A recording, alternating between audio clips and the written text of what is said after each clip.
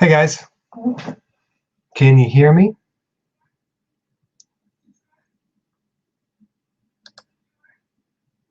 Yeah, let me know if you can hear me.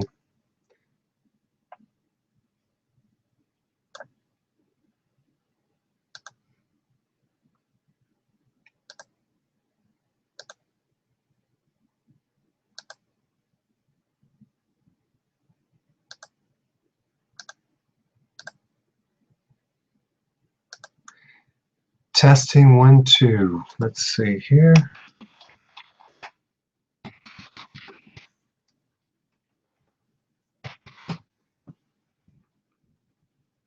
Hey.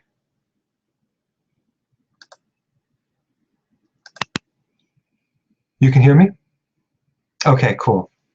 Awesome.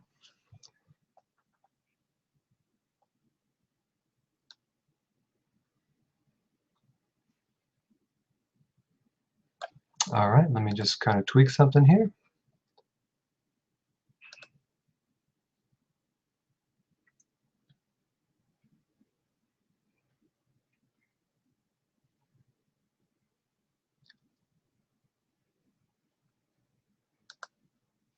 Okay. It's just a lot of people just signing up right now.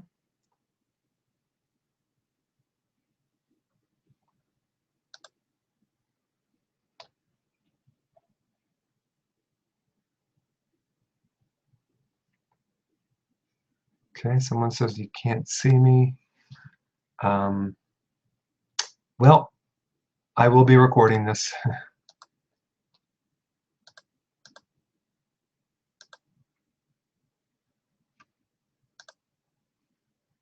Okay, cool.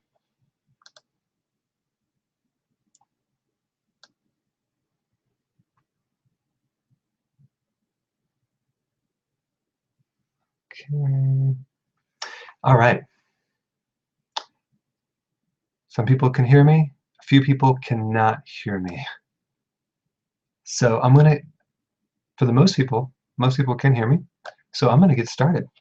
So welcome to part 3 of Hormones Made Simple. Okay.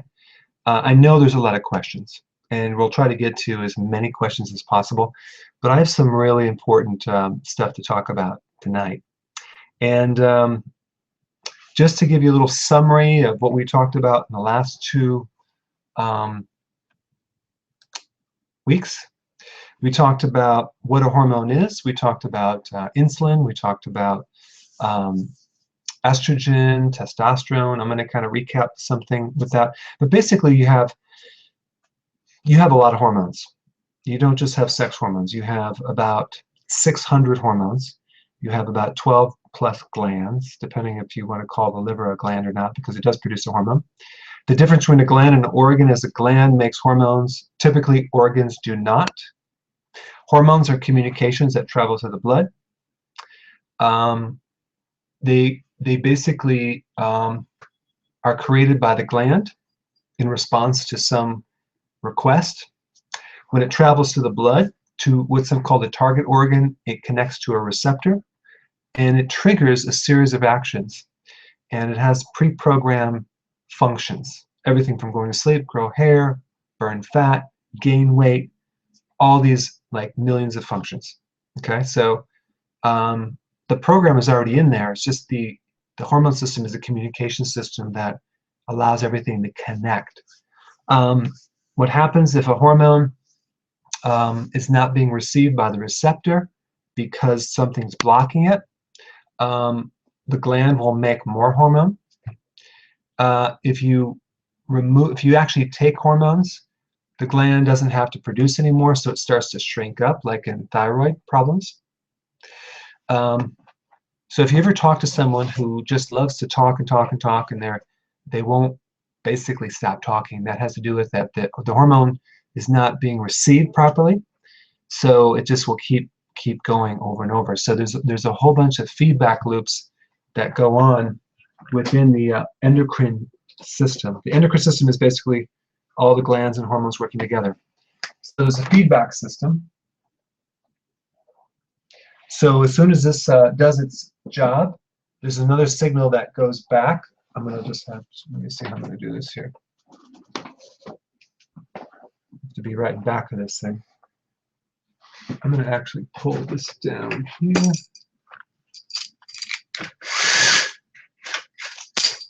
All right, so basically, if this hormone is not connecting, it's being ignored, like an insulin resistance, okay, then the signal will come back and tell the gland to make more, okay?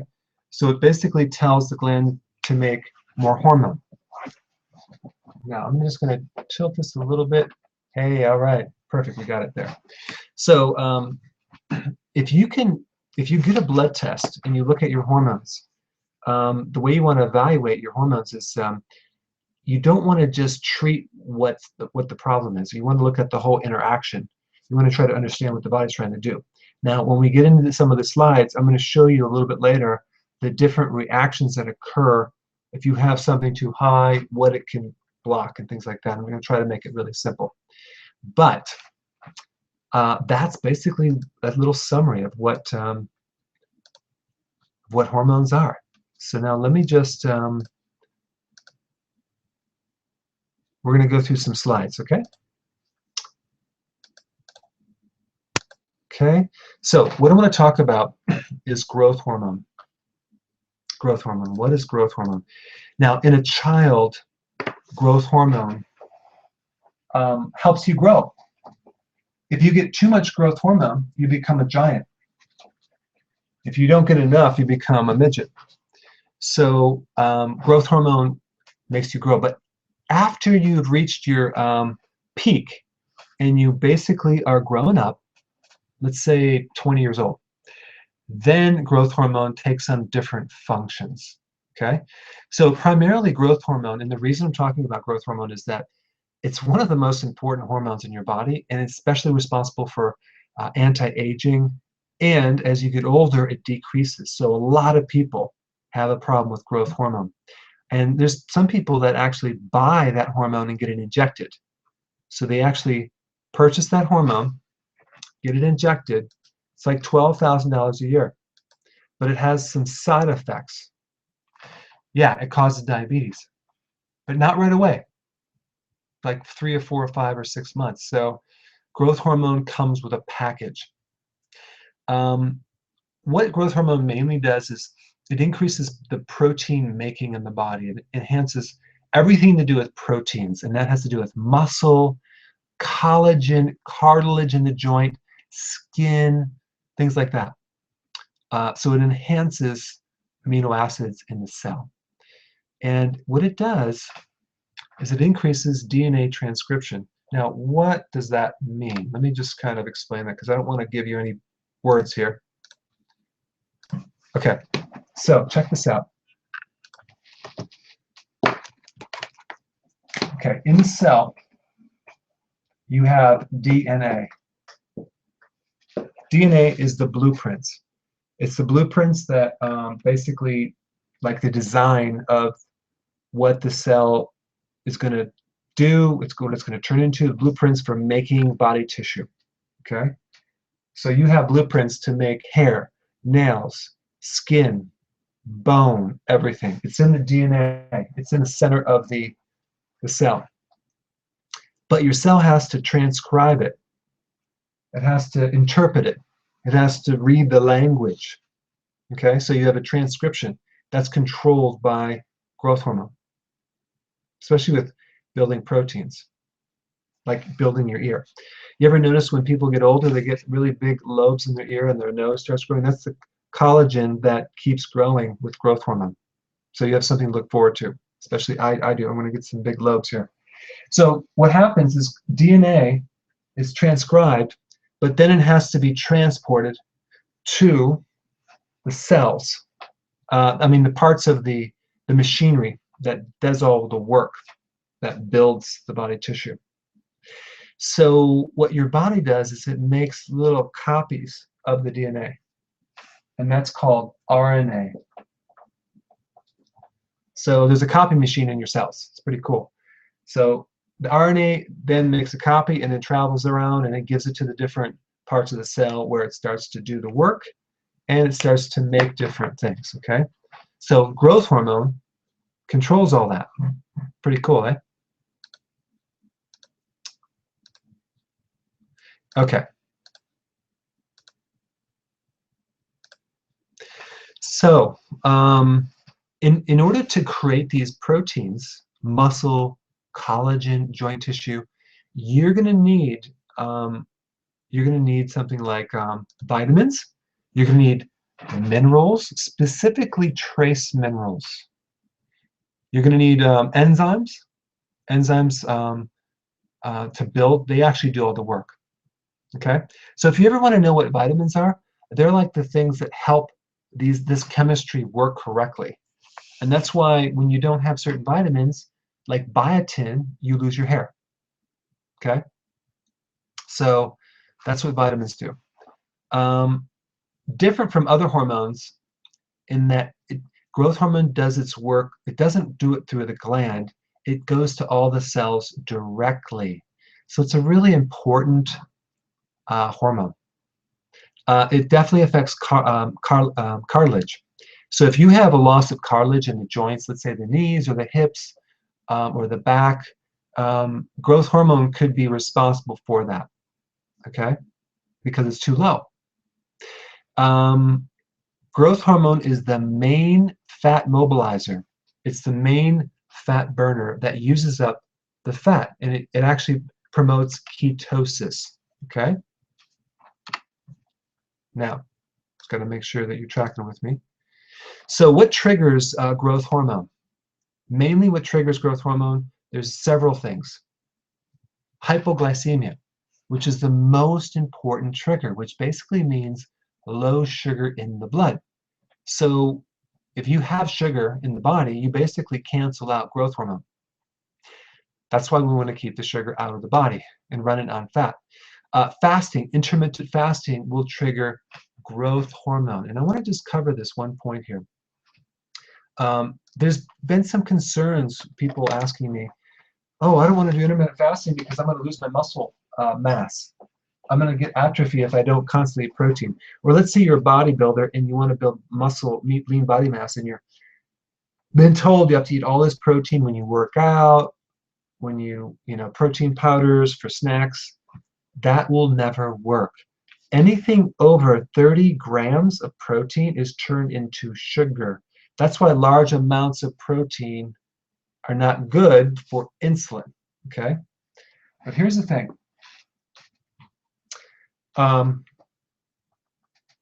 What we have is let me just get one little point right here. Yeah. So, first of all, you have breakfast, lunch, and dinner. Let's say you're doing intermittent fasting, and you basically don't eat in between meals, okay? So you drop insulin. What's going to happen is that dropping of insulin and not eating is going to trigger growth hormone. So growth hormone is called, in guidance physiology, the protein sparer. What is the sparer? It spares proteins. It actually protects protein loss. It's going to salvage the protein in your body. So it's going to prevent atrophy and breaking down of proteins. So by not eating, you're not going to be in any danger unless you go maybe for 4 or 5 days. Then your body will start eating up the protein. Okay? So if you're concerned, you don't have to worry about it. Now, the other thing is that if you're going, the opposite hormone that counters growth hormone is cortisol. Cortisol is a stress hormone that destroys proteins. We'll get into that a little bit more, but let me go back to the slide.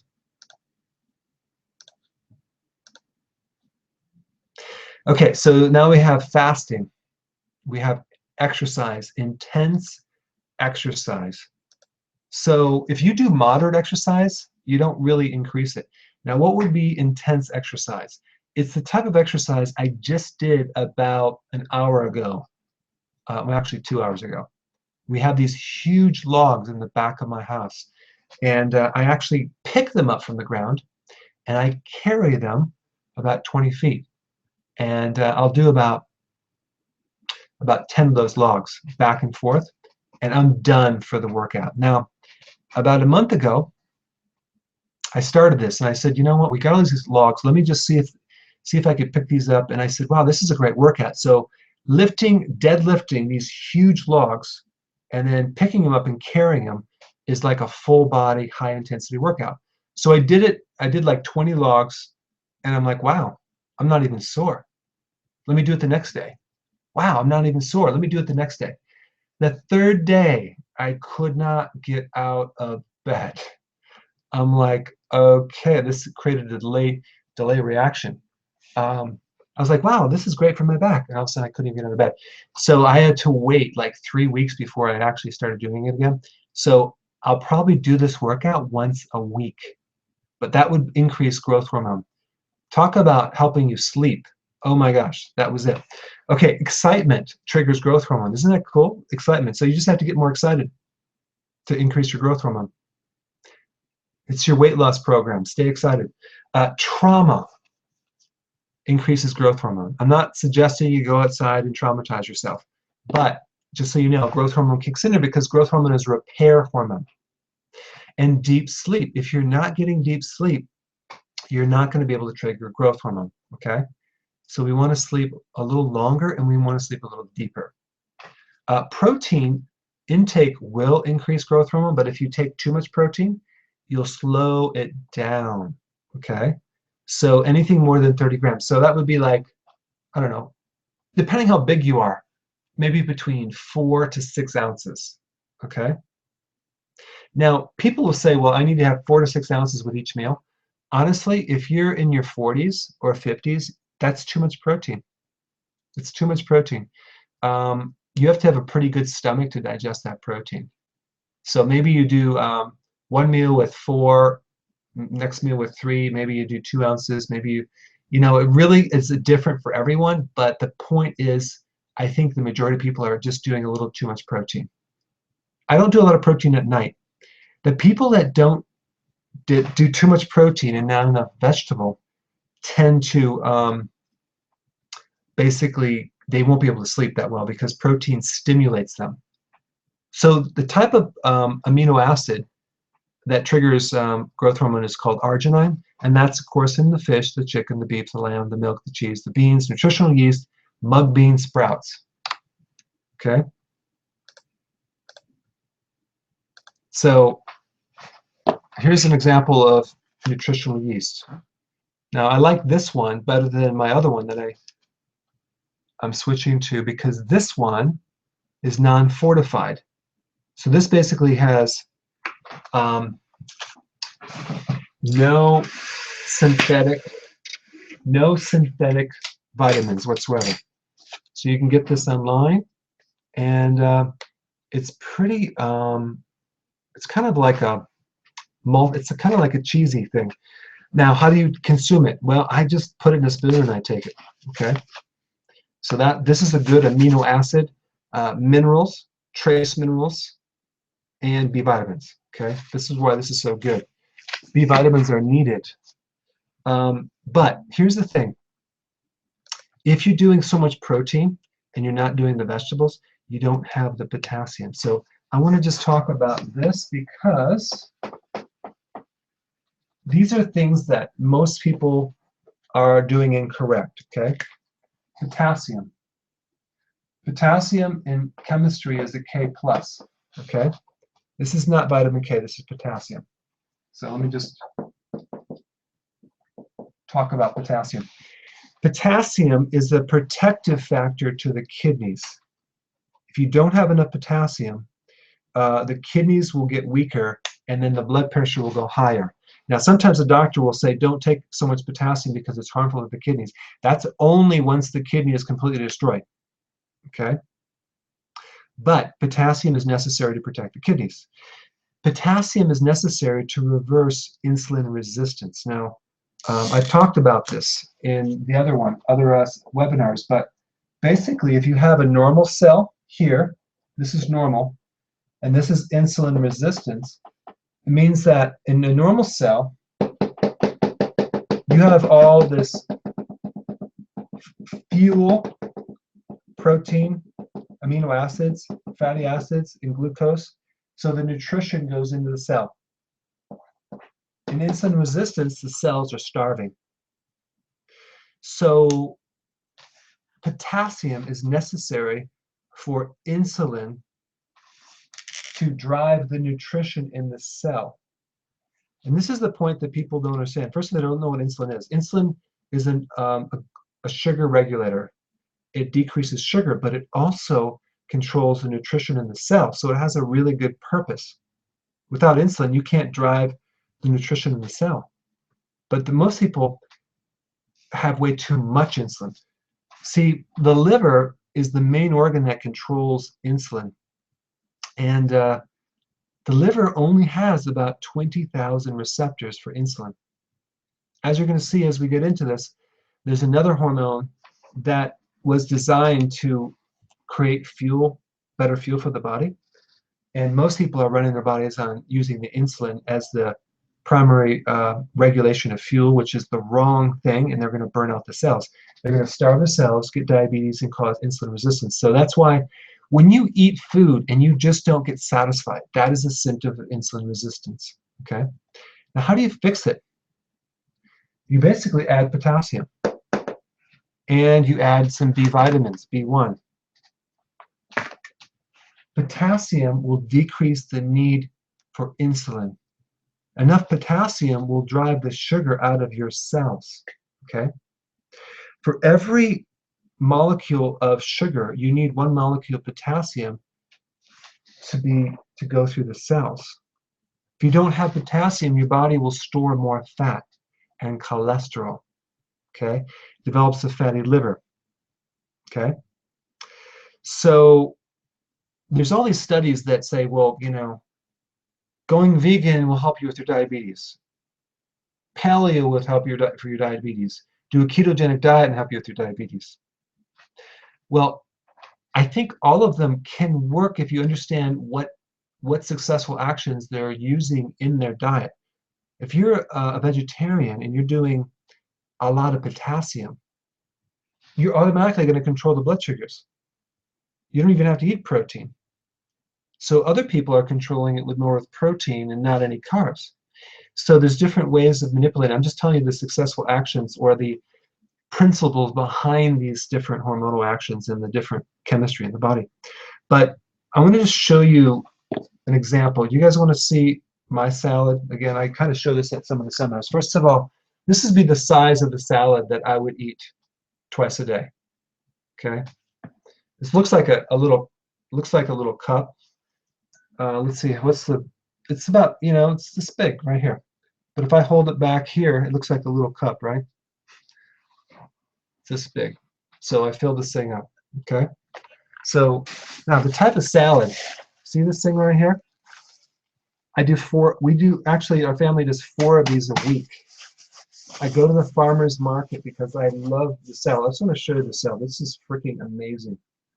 Look at this stuff.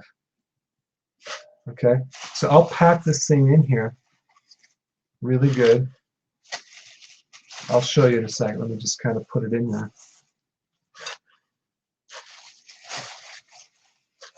Okay, so there we go. See that? Look at that salad. Whoops, this is the good stuff. Yeah, farmer's market. I love it. So I'll do 2 of these a day. How many cups is that? That's probably 20. You only need to do 10 now. Some people just, you know, freak out if I tell them 7. But this will give you a lot of potassium. It's going to give you a lot of energy. When you're deficient in potassium, you get nerve and muscle fatigue. Electrically, you have a lot of problems with the heart.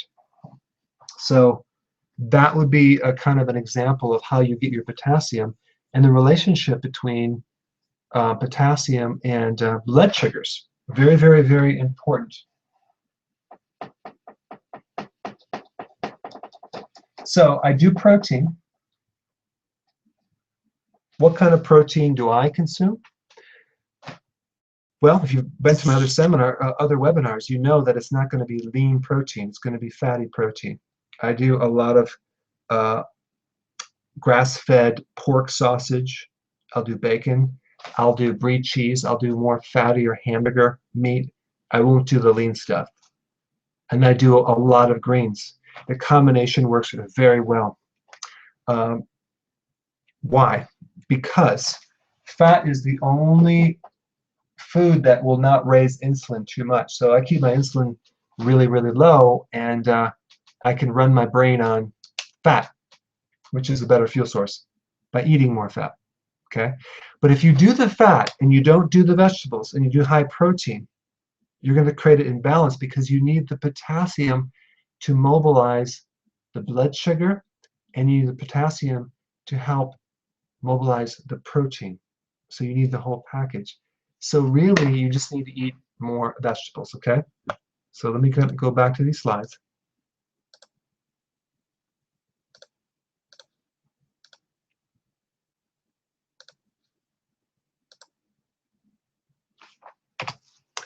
Okay, growth hormone deficiencies. You don't tolerate the cold. Now, I know if you have a thyroid problem, you can't tolerate the cold, but also could be a growth hormone problem. Thin collagen, so your skin becomes very, very thin. Crow's feet, that's the on the outer part of your eye. You just get those wrinkles. Thin-skinned, dehydration, decreased sweating, difficulty finding your veins, atrophy of muscle and heart muscle, loss of vitality. And of course, you're going to gain weight. Oh, growth hormone is stimulated. It's a protein sparer. So it protects against the loss of protein, okay? So there's two types of things that happen in the body. You break down protein, and then you build it back up. The name for breaking it down is called catabolism. And then anabolism is the building back up of the protein. So they take amino acids into muscle protein. So growth hormone is responsible for the anabolism, the building up of proteins, and cortisol is responsible for the breaking down of proteins, okay? So right there, you can kind of tell if you have too much cortisol or growth hormone. Now, look at this. This is where you trigger most of the growth hormone. Right when you go to sleep, look at 10:45. The first part of the sleep between 11 and 4 or 3:30, you get all that good fat burning. So guess what time you should be in bed? 10:30. Yeah, you go to bed at 12, you just lost the big part of it.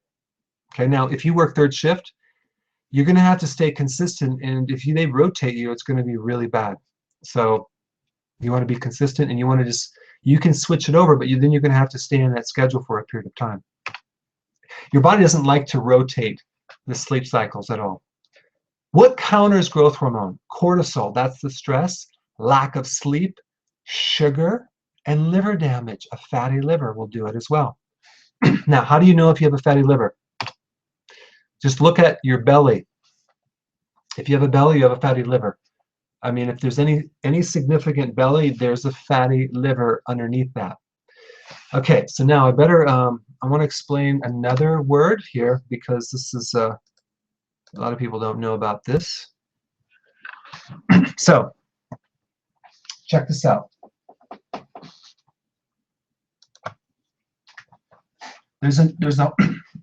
This is your pituitary, okay? This is your liver. The pituitary makes growth hormone. And then through the liver, the growth hormone makes another hormone called IGF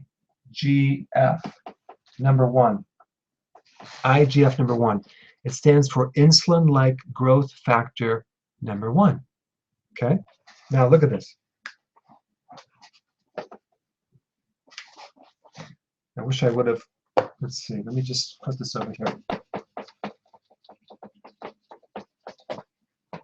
Okay, so we got the liver.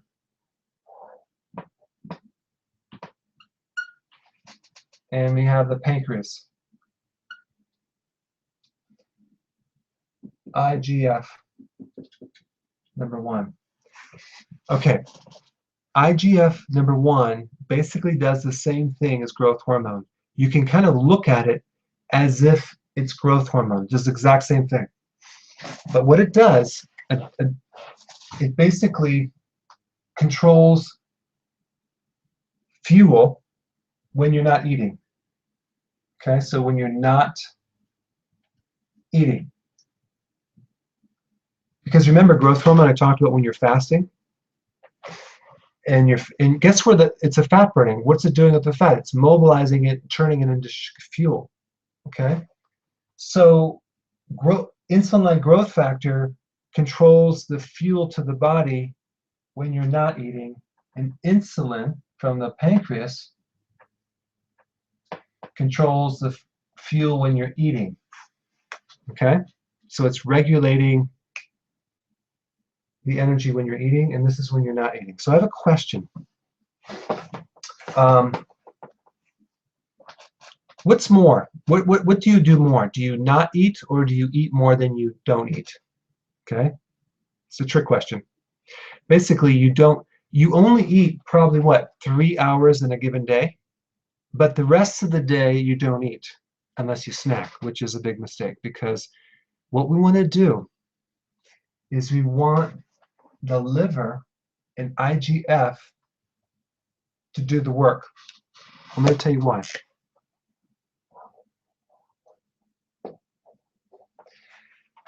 Remember we talked about the liver has 20,000 receptors for insulin?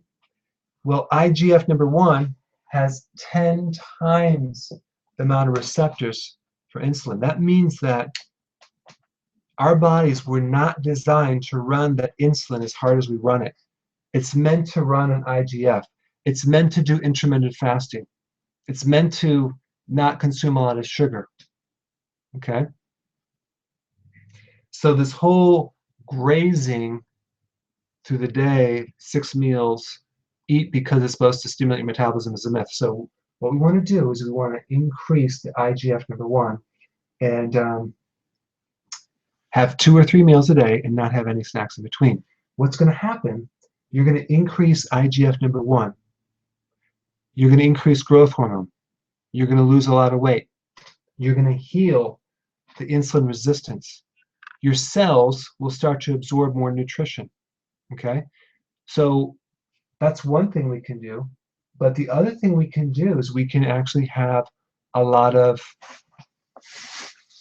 this to clean out the liver, the fatty liver. Okay? So that's basically what we want to do. And if you actually, diabetes is basically, this is overworking way too much, okay? Because the person doesn't understand that all that sugar, all that eating is just creating a blood sugar problem. It's overworking the pancreas. Okay, so let me come back to the slides. Okay. So basically it works with insulin to provide fuel for the body, and it kind of reciprocates back and forth, providing fuel. Okay, so now, now take a look at this. Oh, I just actually wrote a little diagram right there. So I already told you that. And here's a little picture. This is how you know if you have a problem with IGF number 1. Okay, just look down at your belly. If IGF-1 is low, like it normally is, insulin resistance sets in. And that means the cells starve, and that means the blood sugar doesn't go down, and that means that the insulin goes higher, up to 5 to 7 times higher than it normally should. Okay? Here's just some interesting things. If you have skin tags, moles, cysts, insulin is causing that. Insulin resistance is the culprit. You ever see this little cyst on the back of the hand that's called a ganglion cyst? That's coming from too much insulin. So If you have also cysts in the back of your leg, like a Baker's cyst, that's coming from too much insulin. Interesting, eh? Okay. Now, excess insulin also causes high blood pressure, polycystic ovarian syndrome. Now, if you have polycystic ovarian syndrome, they always tell you that, oh yeah, insulin resistance is a little bit of a associated factor. It's a symptom of PCOD. No, it's not. It's the cause of PCOD because insulin increases androgens, and that's what causes polycystic ovarian syndrome. Okay.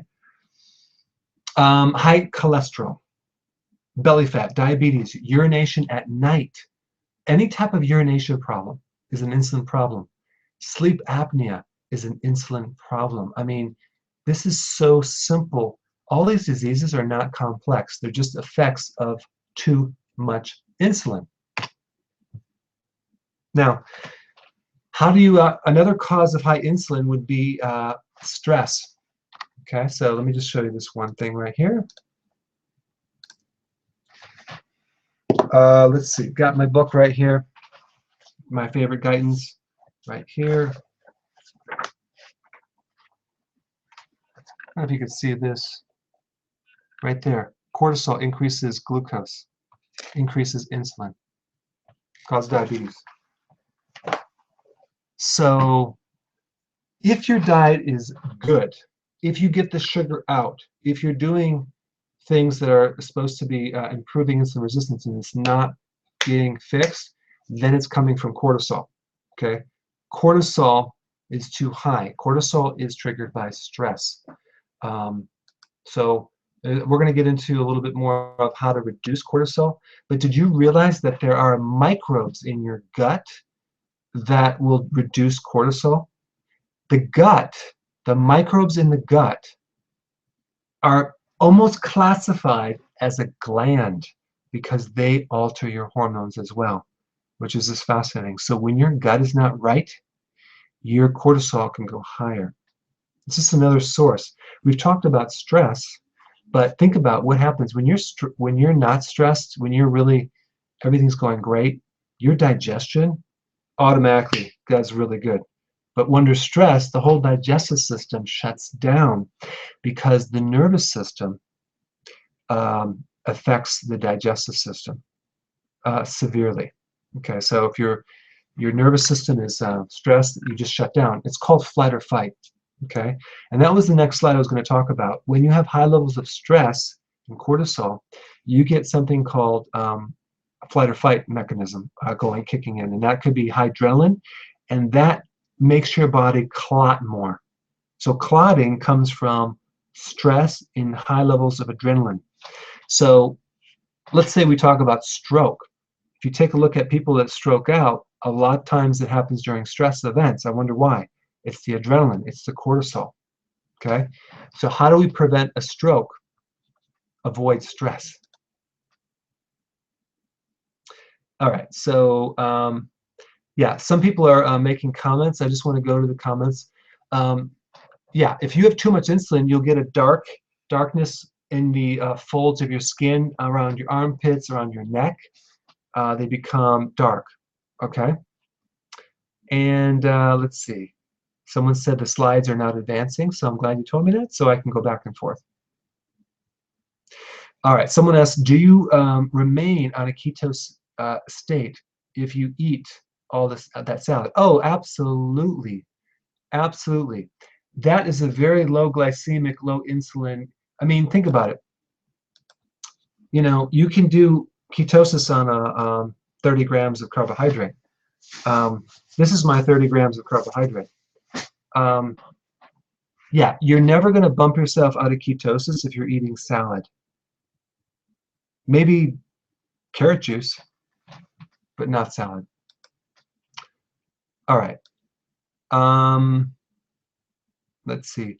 How long might it take to increase IGF-1 and begin to reverse IR?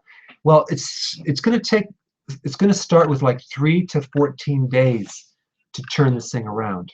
Okay. All right. Let's see here. I don't eat enough, but I binge when I do eat. Well, here's the thing. I'm okay with you eating a good amount of food, just don't have it as frequently, because the frequent meals, that's what throws us off, okay? Someone says, does your growth hormone function all through your life? Yes. It functions through your whole life. See, the light's changing because it's getting dark, but it's 8:41, but it's still light out. So what happens over your life, growth hormone declines. So it gets pretty low at age 50 and 60. So you're going to have to work harder at maintaining growth hormone. I'm trying to get this right here. And that means that you're going to have to keep in your sleep, your intense exercise, doing good things with your liver, those type of things. Okay. All right. So good questions. Putting lemon juice in water, does it count as eating something? Not really, but it's a just good thing to put in your water to actually prevent kidney stones. What about eating olives or nuts as you snack? No. It doesn't even mean if, and this is a really, really good point. I used to recommend it. In fact, in my book, where is it? It's around here somewhere. I'm actually updating my book. In the past, I would say go ahead and snack on nuts and things. Now I don't do that because I'm finding out and I'm adapting with new things I'm always finding.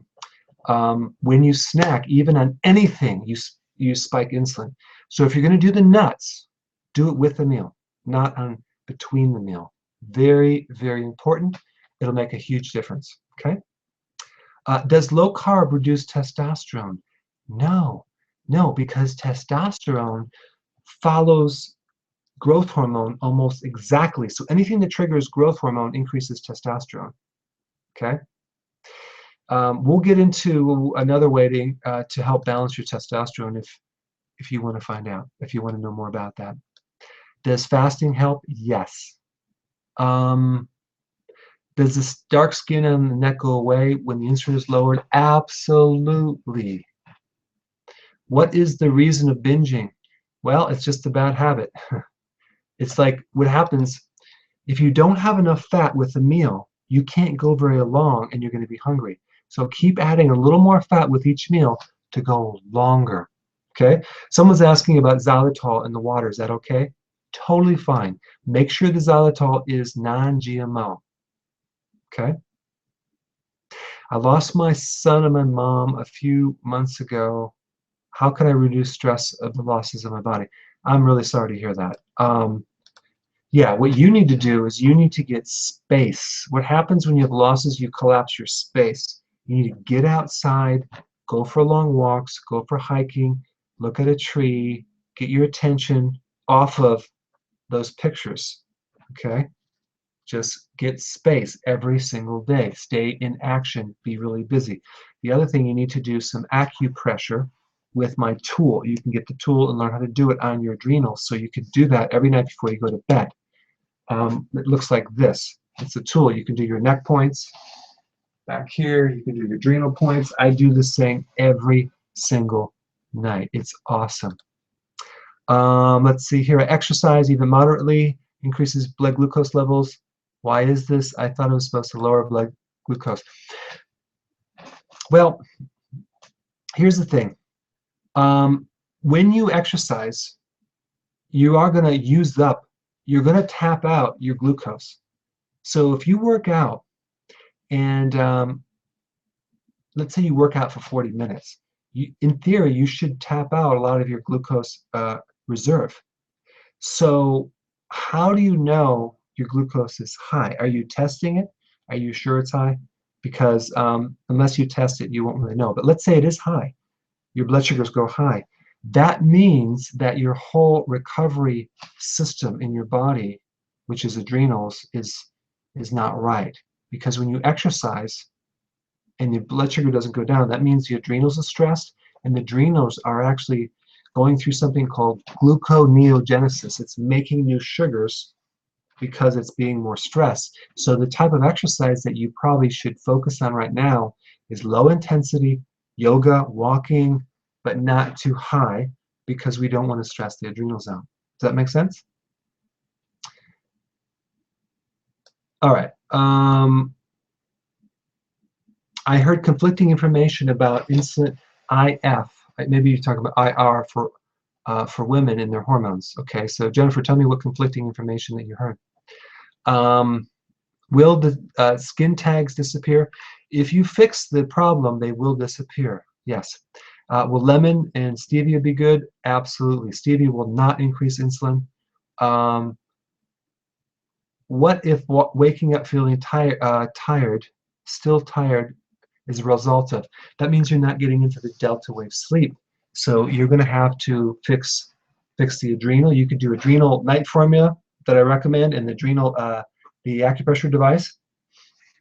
That's what I would do. I would work on the adrenals to help you sleep at night so you can get into a deeper sleep. Does salad consist of only greens or other veggies? No, you want to add. You can add a bunch of other vegetables. I just kind of show you the amount of lettuce that I use. Thanks to your video I watched a year ago, April, when I mentioned that if one likes fried chicken, use coconut oil to fry.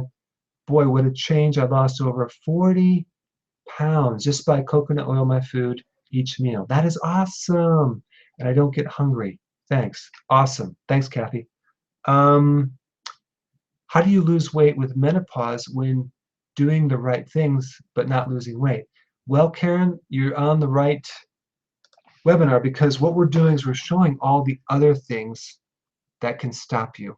Okay, so when you want to lose weight, you want to know what to eat, and you want to start building different strategies. Intermittent fasting, eat 3 meals a day, no snacking. I would actually go to 2 meals a day. I would make sure the exercise is intense, not every day, maybe every third day. I would do things in between to lower stress. I would be working on my adrenals. I would be working on my sleep. I would work on any weak links that you have that are slowing you down. Maybe it's your liver. Maybe the liver needs some help. Maybe more nutrition to clean it up using cruciferous vegetables. Maybe that you have like hot flashes that keep you up that need to be dealt with. Maybe you have a digestive problem that needs to be fixed. Maybe your stomach is not acid. So when I evaluate, I look at everything. Okay, and so what I'm gonna recommend for you and anyone else that's interested, I'm gonna write a sticky message. If you want to go here, I'll let you do this.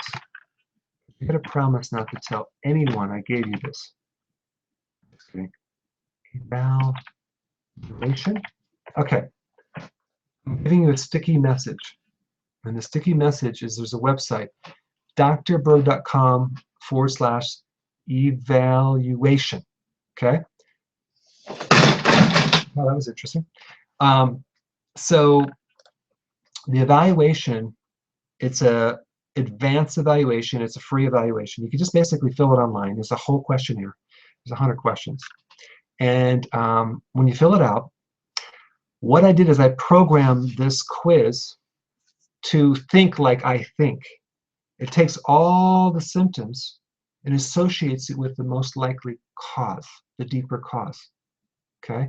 And there might be more than one cause, but it's usually not more than 3. Okay? So if you fill this out, not now, later, I'll be more than happy to have just a health coach review it with you and send you the results, and you can see what it says. Okay? And basically, it will allow you to kind of understand what is causing what. Okay? So you can look at what's going on. My body type quiz is cool, but this one is my ultimate huge quiz, and basically, I spend a lot of time taking every single symptom and dissecting what all the potential causes are, and then all the common causes and all the symptoms that they can create, and I associate everything. So when you take the quiz, it actually, the logic behind it thinks like I think. So it's really awesome. It's like an automated Dr. Berg. Okay, so that way people could take the quiz and see what's wrong with them. All right. Uh-oh. Don't tell me the link didn't work. Let me see here. Uh-oh. Should work. Maybe I gave you the wrong one. Yeah, it works. Let me repost it.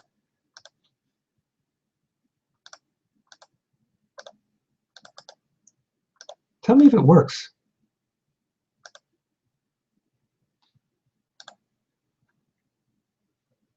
Yeah, some people, if you could just try it and just tell me if it works. Oh, I had it misspelled. Whoops. Okay, now it does. Good. You can tell I'm not a good speller. My book, I mean, I wrote that book. There's not one typo, but I had a master editor go through that book and clean everything up, and it was very, very thorough. Okay, so now I'm gonna lift this back up here and pull this down so I can show you the rest of the slides.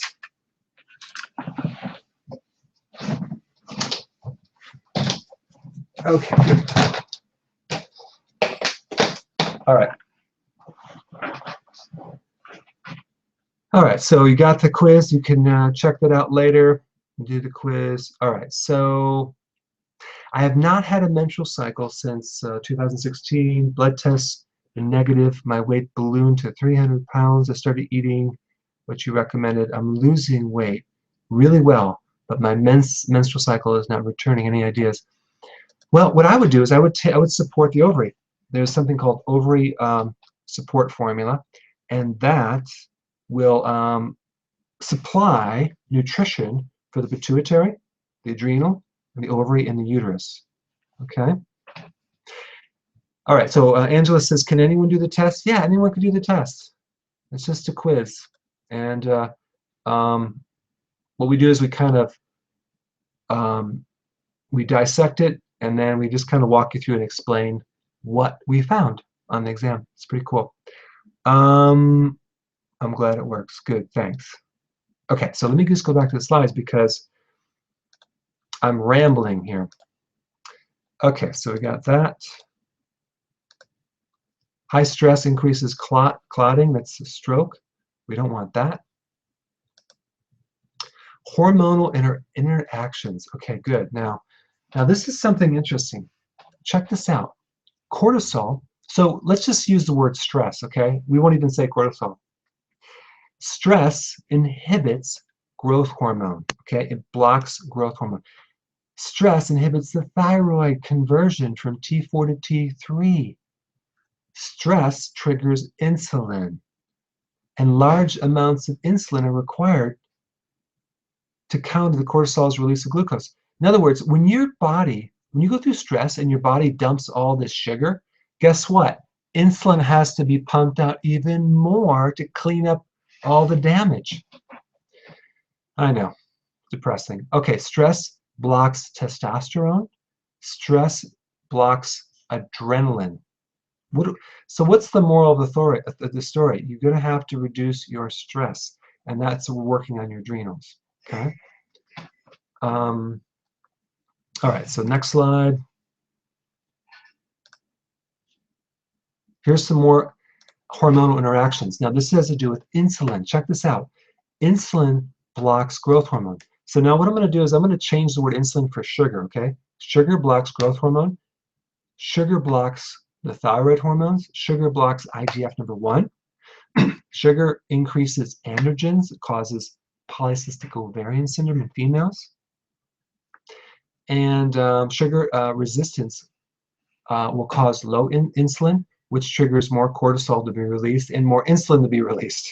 So the whole thing is needs to be cleaned up. So this is why you need to get your diet cleaned up and really make sure you keep in the diet that I'm recommending, okay? So for breakfast, if you're not hungry, don't eat. If you are going to eat breakfast and you're hungry, do some eggs. I do bacon. Do an avocado. You can do sardines, but you need some protein. You don't need carbs. Then for lunch, do the salad, do protein, do a little fat. I like to do apple cider vinegar with each meal. I take them in tablets sometimes I drink it. For dinner, same deal. I do a salad. I don't eat as much protein at night, if anything at all. Sometimes I do, sometimes I don't, depending on how much protein. So it's a constant interaction with your body and really kind of feeling what your body needs. Very in tune. I can go to a grocery store and look at the shelf and just know what I need. So I can do that. Some people, they're not in tune like that, but I can do that. Now, Let me go to the next slide here. Check this out. Estrogen inhibits thyroid, okay? How does that happen? When you're pregnant, when you're taking birth control pills, when you're taking hormone replacement therapy, when you're being exposed to the environmental estrogen. Yes, Miriam is correct. Sugar equals evilness. Yes. Estrogen inhibits testosterone, okay? So in other words, if you were to have testosterone and estrogen is the dominating hormone, okay? Now, if you look at these three slides, I'm talking about cortisol, insulin, and estrogen. These darn three hormones have created more havoc with people, with their weight, with their hormones than anything else. All these other hormones are more secondary hormones, okay? Estrogen inhibits the growth hormone. So in other words, you just need to understand the interactions. So instead of taking testosterone as a bioidentical hormone, why don't we just decrease estrogen? Estrogen dominance creates fibrocystic breast, enlarged breast, uterine fibroids, breast cancer, cancer in the uterus, endometriosis, that's scar tissue in the uterus, cellulite and fluid retention. Okay, but we talked about potassium, decreasing the need for insulin. B1, that's a nutritional yeast. You can also get B1 in other foods too, like eggs. I have some really good eggs. I found this farmer at the farmer's market that sells these eggs. I mean, they're incredibly difficult to break, so the calcium is off the charts. I'm digging it. And if I can get his duck eggs, I will eat those and get those all day long. But sometimes he doesn't have duck eggs. Those are the best eggs. But I talked about this before, but I just want to let you know that insulin helps absorb all of the nutrients like amino acids, fatty acids, and glucose. So with insulin resistance, you starve the cell. So people, not knowing that, they eat sugar to try to drive the sugar into the cell because they're craving it, but all that does is it worsens the problem. All right, how do you control estrogen? You take iodine, sea kelp, organic sea kelp. I use the stuff from Iceland. It's awesome. It decreases the need for estrogen. It's great for fibrocystic breast. It's good for cysts. It's good for controlling the menstrual cycle. It's awesome. Always take it in the morning though, okay? I want to just kind of mention, because I always tell people to eat eggs and fat and things like that, and I always have to kind of hammer this point home. Your cholesterol is made by all of the cells in the body. And I just realized something. I hope the cells are advancing. Let me see if they're advancing. I think they are. Okay, good. Your cells make, every cell makes cholesterol. Your body makes 3,000 milligrams a day. That's equivalent to 4 sticks of butter, or 300 strips of bacon, or 14 eggs. Yeah. Isn't it incredible? Your cholesterol is needed for all of the cell walls, bile production that helps you break down fats, vitamin D production. Brain is made out of cholesterol. Men have 30% more fat in their brains than women. Nerve function, insulation of the nerve, hormone production, vaginal lubrication. It's repair material. It acts as a Band-Aid. So don't be afraid of it. Consumption of cholesterol does not increase cholesterol because of the feedback mechanism. If you eat less, your body makes less. Does that make sense? If you take iodine at night, it can prevent you from going to sleep because iodine kind of wakes up the brain. If you're deficient in iodine as a child, your IQ, it will not be as high. Isn't that crazy? So if you actually see a pregnant mother, if you have friends with, someone like that, you want to make sure they're taking sea kelp. Absolutely. All right, I don't want to spend too much time on this, but because this is a very kind of a complex thing, but I'm going to try to make it really simple. There's something called SHBG, sex hormone binding globulin. What is that? Basically, it's something in your liver, It's in your blood. It's a protein that kind of holds your sex hormones together. It's like a buffer for testosterone and estrogen. Okay, and it basically protects you against having too much of either that hormone. Now, why would that be dangerous? Because these hormones are very special. They're steroids. They're types of hormones that can go deep through the cell wall and into the center of the cell and affect your DNA and your genes. So if you have too much of a hormone, you can create problems, right? So that's why your body created this SHBG to help buffer and bind these hormones.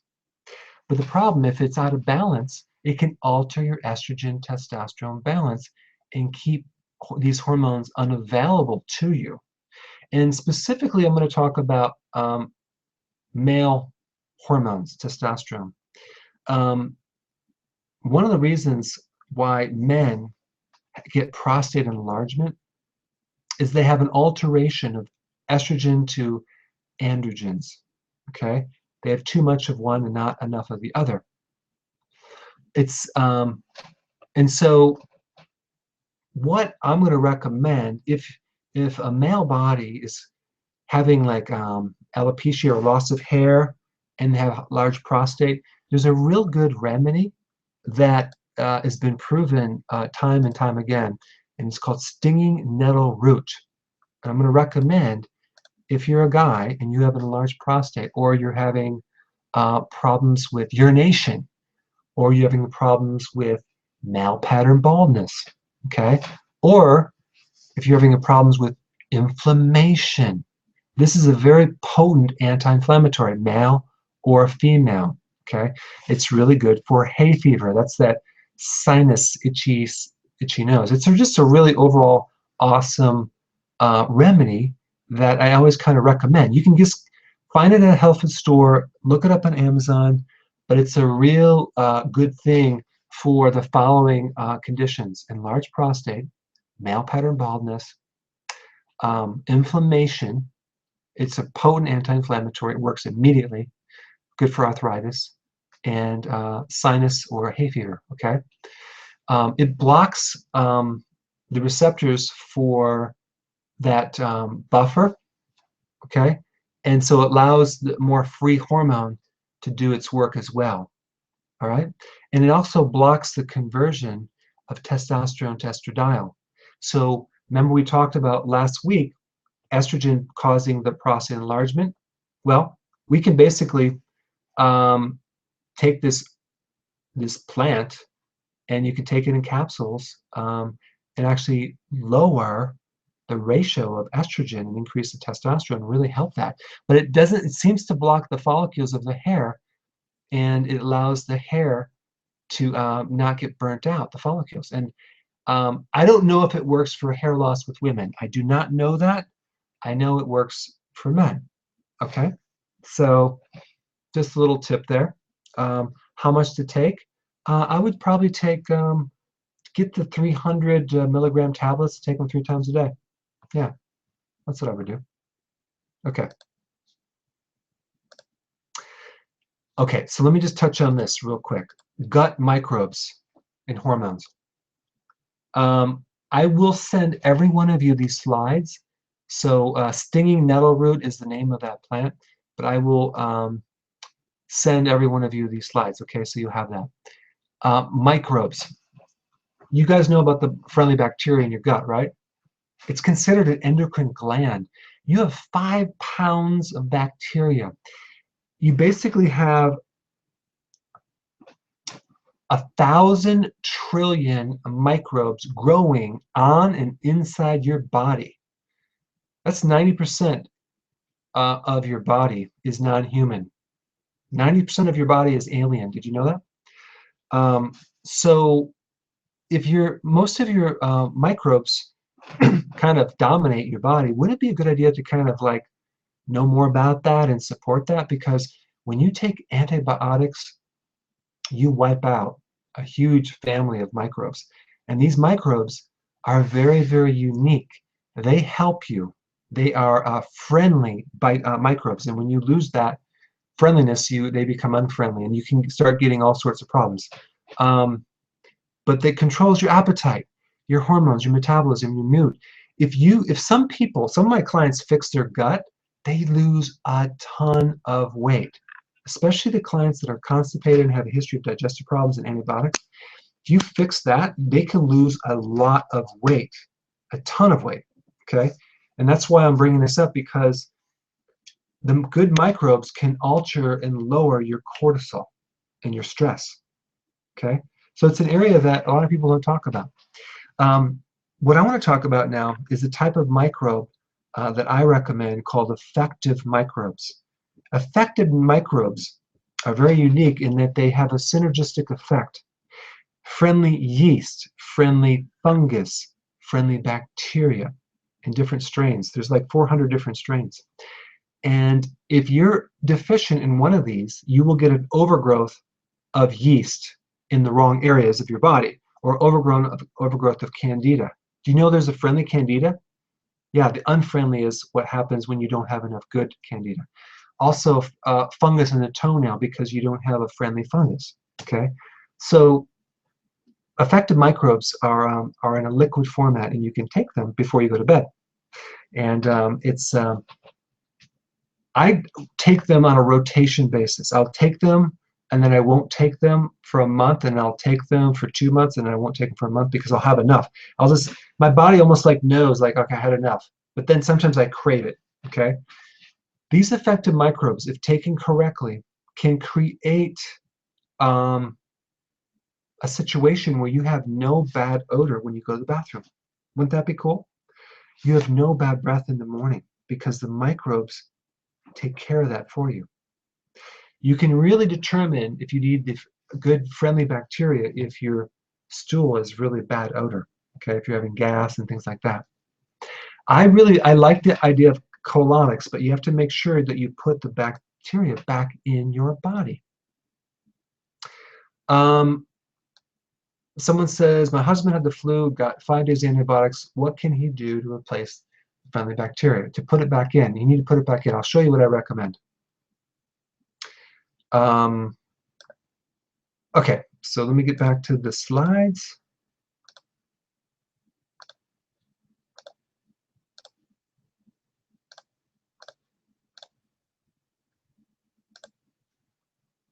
Yeah, the microbes, the friendly bacteria are a forgotten organ, basically. What disrupts the bacteria? Birth control pills, antibiotics, and stress. Unfortunately, I used to have a lot of infections with my throat, and I took a lot of antibiotics, and I started to have a lot of problems. Okay, so friendly flora can reduce cortisol. When I send you these slides, you can go ahead and click this and these links, and you can kind of study on it. I'm going to just make sure they're hyperlinks here. Okay, good. So, yeah, another source of your stress, right? Effective microbes. See, effective microbes are a different type of probiotic. It was developed in Japan a long time ago, and they're used now in agriculture. You can spray soils, and you can make organic soils over a period of time. You can spray this in sewage and have the microbes eat up the sewage. It gets rid of the smell. You can use it in farming. I use it on my own body. Okay, this is what it looks like. It's a probiotic. It's called Live Probiotic Flora. Okay, this is a type of microbe or a probiotic that's called effective microbes. Okay, and every time I do these seminars, I give people a discount. And so I'm just going to pull this up here because some people would like to have that discount. I'll just go ahead and do that for you. Yeah, so I'm just basically I'm going to give you 10% off if you need some of this. But check this out. It has a microbe called Pseudomonas pulsarius.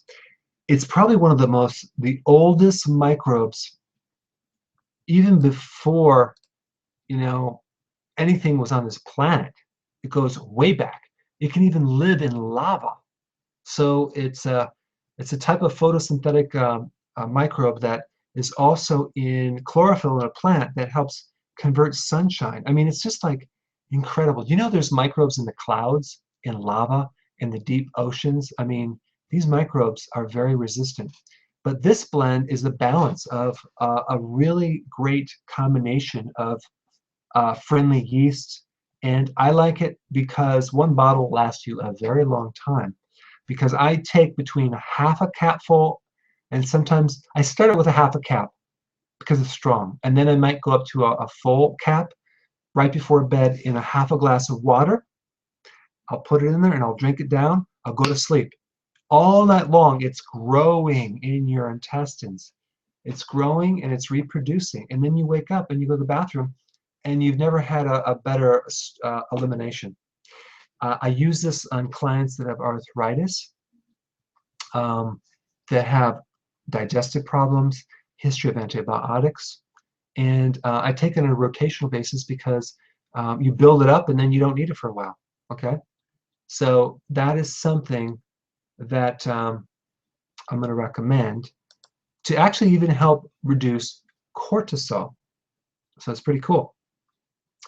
And then the other thing I was going to say, if you want to do this quiz, you can fill out your information. We'll be more than happy to help you figure out what your primary cause is, okay, of all your problems. And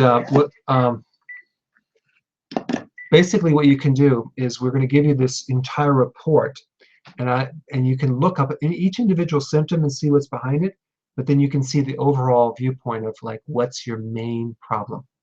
Okay. All right. So does it need to be refrigerated? Absolutely not.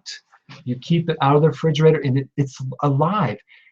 These microbes live on the waste of the other microbe, back and forth. The interesting thing about effective microbes is they follow the law of exchange. They exchange with each other. They exchange with you. You provide a house, and they give you vitamins. They give you vitamins. They give you protection against the immune system. It's amazing. So, so what's the difference? The difference is that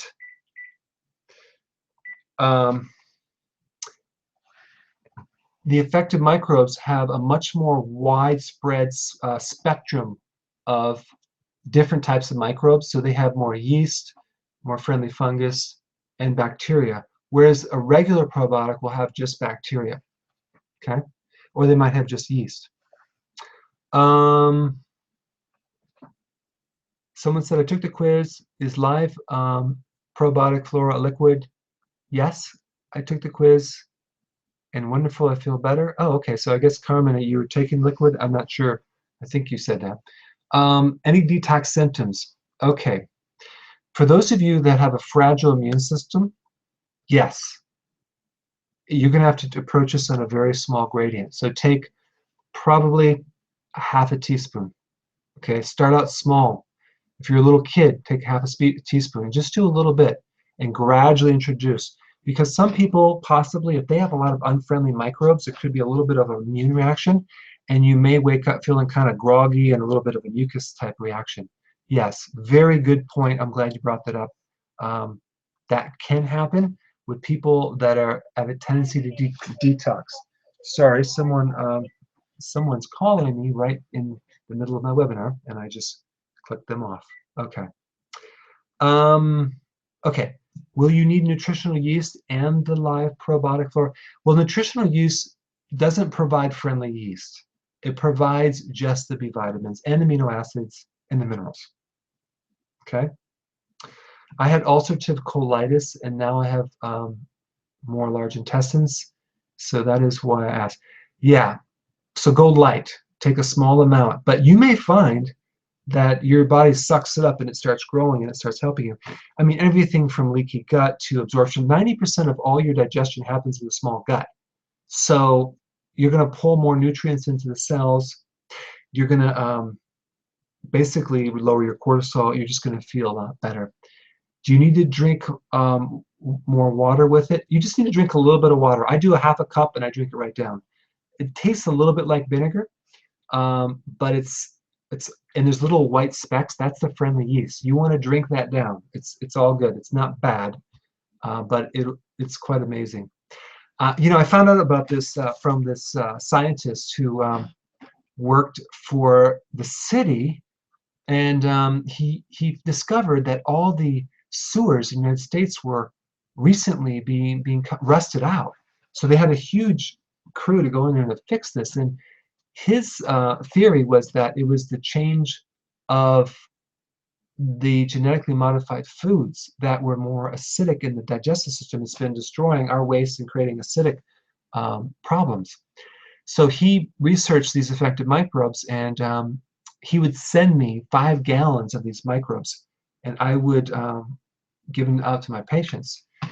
And I would give it to clients that were arthritic, and they would just kind of come right out of it. But I was like, I'm like this. I'm like, wow, this works good. I'm just going to keep drinking more and more. And I started detoxing if I had too much. So you don't really need a lot. You just need a little bit. Does kefir work in place of live probiotics? Yes, kefir is way better than yogurt. Has a little bit of sugar. Yogurt has a lot more sugar, but kefir is a really good probiotic.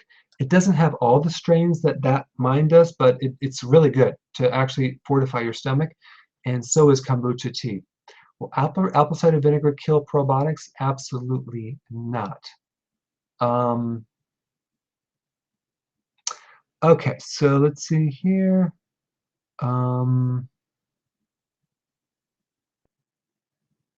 The name of the nutritional yeast is called Ancient Egyptian Superfood. Okay, it's called Natural Non-Fortified Seri Foods. I got this on Amazon. Ancient Egyptian Superfood. Okay, non-fortified. You'll see it. Amazon.com. It's really amazing. The taste is amazing. I like it. Let's see here. Sauerkraut is awesome. It's really good. All these fermented foods will heal insulin resistance. Okay? Yeah. So, what do you think of Greek yogurt? If you're not trying to lose weight, go ahead and do Greek yogurt. Make sure it's grass-fed. I'm into yogurts myself. I don't do a lot of them because they have a lot of sugar. They have like 6 to 10 grams of sugar, unfortunately, but they're really good for kids. And the probiotic is good for children too, but you can dilute it. You can just put a small amount. And if you have like mildew in your house, you can dilute it with water and spray it, and it kills mold. If you have a smelly septic tank, you can pour that in there. The next day there will be no smell. So it's really good to work on external and internal. Am I in ketosis? Yes, I am in ketosis, and I run my body on ketones. It's a much better fuel source. Let's see here.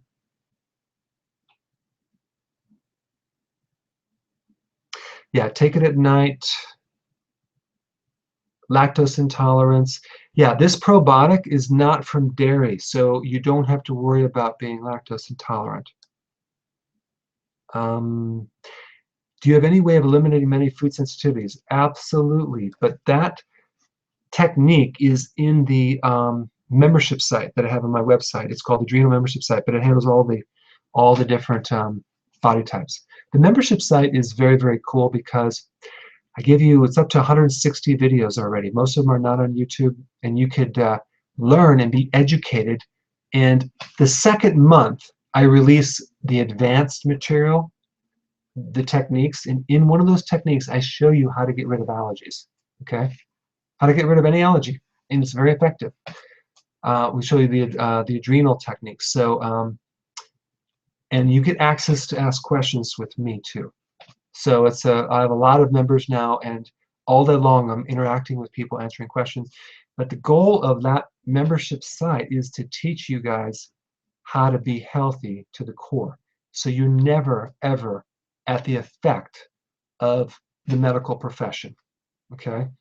And then you can also be in charge of your family and also help them as well and friends.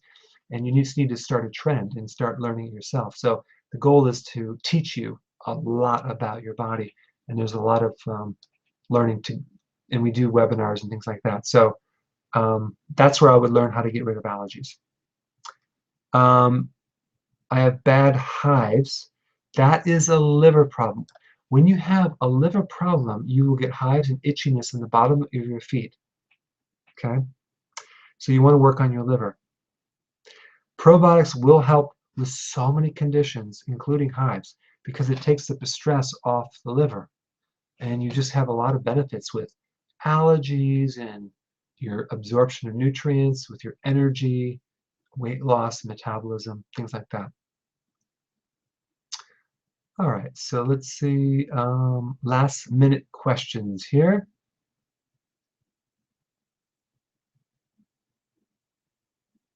Can kefir be taken for endometriosis if it's grass-fed? Because guess what? Some of these you're trying to avoid estrogen, and sometimes the animal products can have too much estrogen if it's not grass-fed. If I'm trying to get in ketosis, will lemon juice be okay? Absolutely fine, not a problem. Do you feel ketosis is a negative effect on the thyroid? No, absolutely not. It's actually beneficial for the thyroid. Will blood ketone levels, do you recommend for weight loss? I don't go by ketone levels. I just go by the eating, because sometimes the ketones in urine don't give the big picture, because you could be using your ketones as energy and not showing up in the urine. So a lot of times it might not even show up, but you're still burning fat. How much is the membership? It's very, very, very expensive, Gwen. It's $36 a month. It's also guaranteed for the month. If you don't like it, get your money back. You can even get it for $18 a month if you get it for the whole year. Okay. So for the whole year, you have access for me for like $216. That's probably the least expensive way to ask questions with me personally, and you can learn everything. I'm constantly updating it. So it's on the website.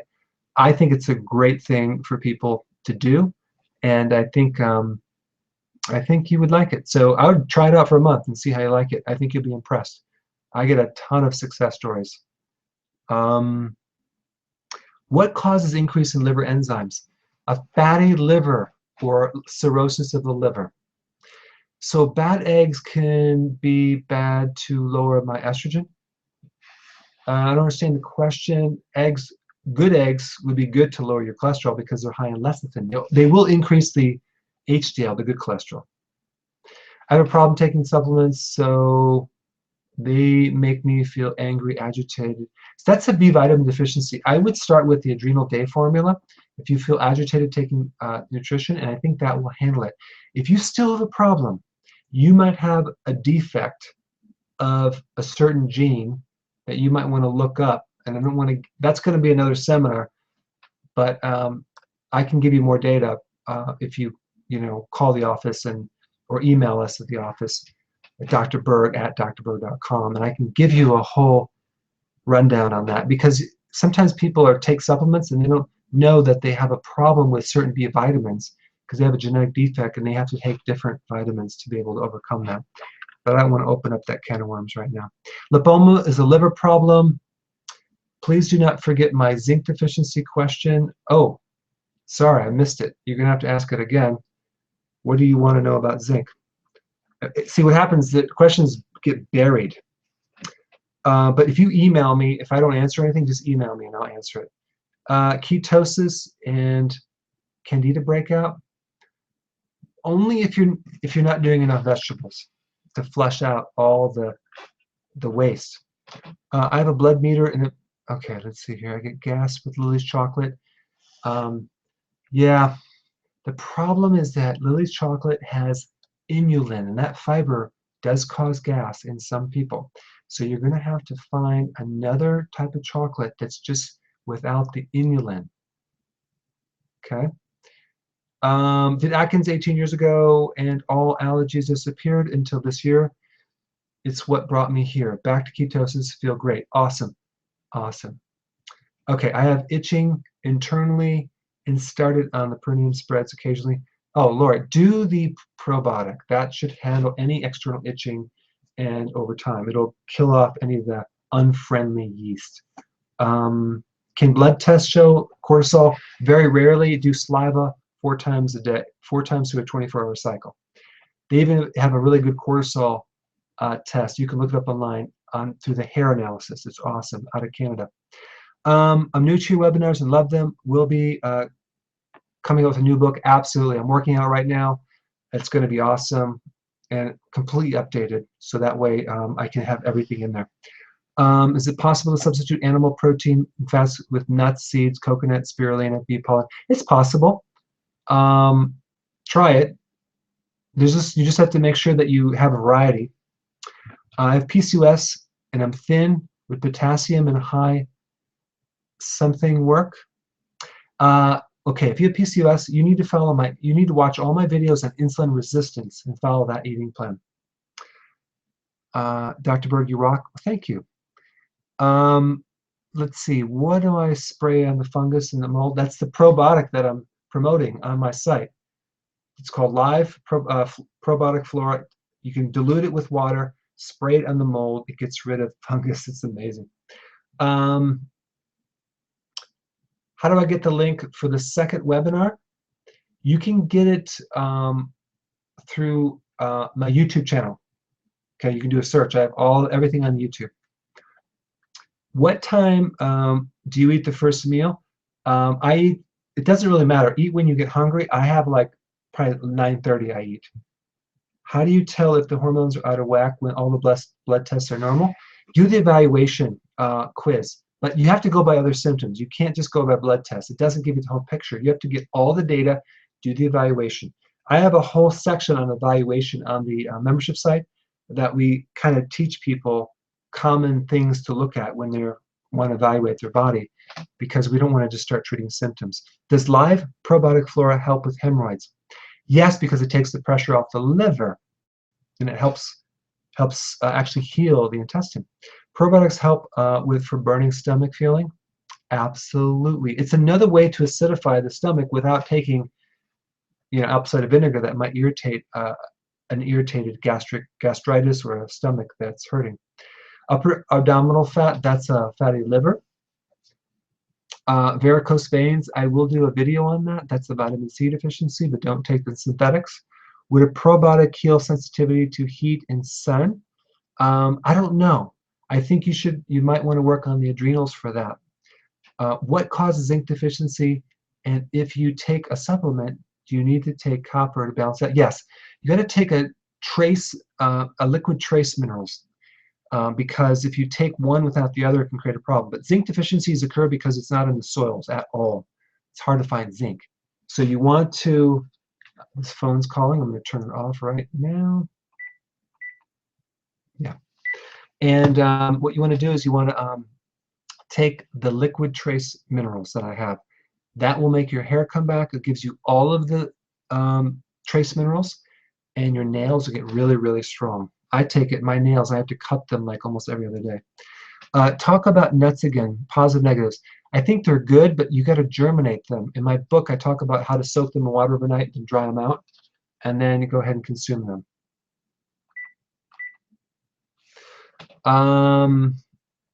Okay, so what time do you, let's see here. Okay, so I'm going right here.